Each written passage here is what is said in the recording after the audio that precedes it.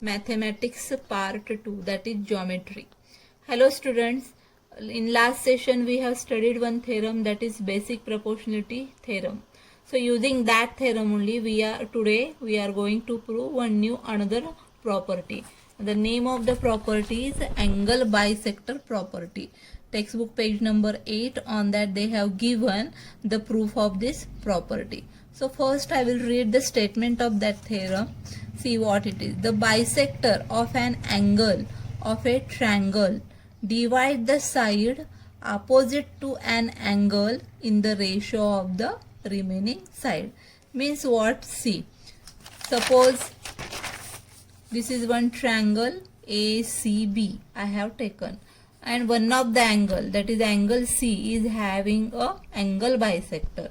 You know the meaning of angle bisector, dividing the given angle into two equal angle, that is we call it as a angle bisector. So in triangle ACB, angle C is having angle bisector. Means this much is your given C. What? In this triangle, this angle is having a bisector and it is intersecting this to this opposite side at point E. If this condition is get satisfied, then what we can prove? So this bisector is dividing this opposite side in the ratio of remaining side. Remaining sides are AC and BC. Means what? This bisector intersecting at E. So here AE over BE. This ratio will equal to the ratio of remaining side, that is AC over BC. Means your prove what? AE over BE we have to prove equal with CA over CB. So this is our proof is there. Then we know that sometimes whatever is given, that is not sufficient, so we have to make some construction in the given figure only. So construction is what? C. Now from this C we have one angle bisector, right? So from this point B we have to draw one line which will be parallel to this angle bisector CE. So draw a line parallel to ray CE passing through this point B, and we have to extend then this AC and we have to join. So here in this figure I have shown. So see, this is our triangle ACB. Same triangle ACB is here. Here angle bisector is there, that is ray CE, right?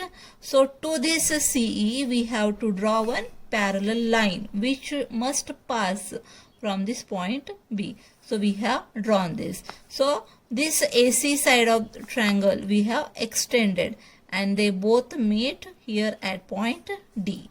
Understood? So this much is our construction. Then see, due to that what will happen here? Now we got this whole triangle. This is also one whole triangle. Okay, so you leave that first. Now at present this CE is parallel to this BE, right? So here we have taken point E only we have taken. Actually we have to take here D. This is your D point here. So this ray CE and ray this BD, they both are parallel. Means see, this is the CE and this is BD. Then here this AC, or we can take AD, it is like this, see, yes. So when these both are parallel, so these both angles become what? Corresponding angles. And we know that if lines are parallel, their corresponding angles are always congruent. Means here which angle will come? This is CE and BD. So this angle and this angle, that is angle ACE, will be congruent with angle ADB here. Understood? So here I have written it as a equation number 1. Angle ACE equal to angle CDB by corresponding angle test. So this is first one. Okay. Then now again see this CE parallel to BD, right? Then now we can take this BC as a transversal here like this. So this will be the transversal. So this angle and this angle.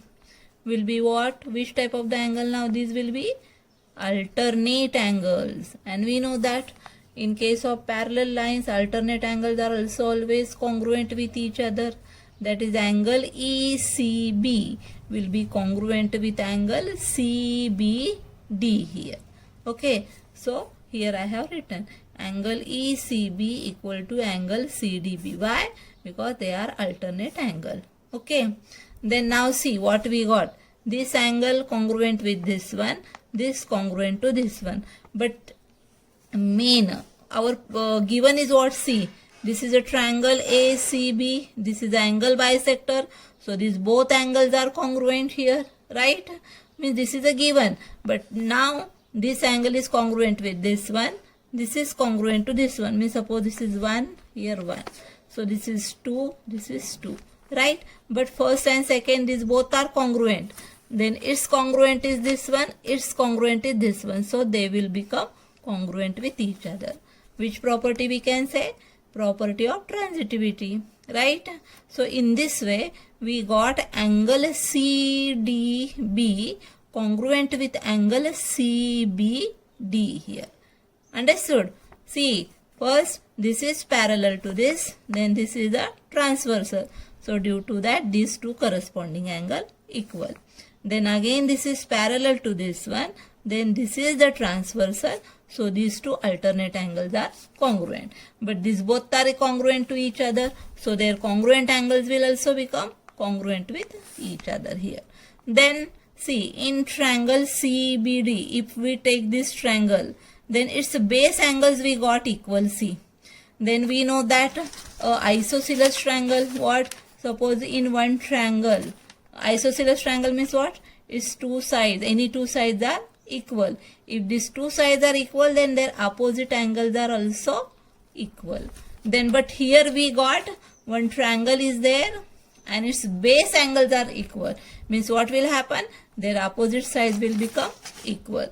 So in this way, in this triangle, these both angles are equal. So their opposite sides will also equal. That is converse of isosceles triangle theorem, we can say. So in this way, CD is equal to CB. We got it. Understood? So in this way, we got this equation CB equal to CD here. Right. Then now see, here now, if we take triangle ABD, means this whole triangle, see now, in this whole triangle, this is parallel to this one. Means how we got here?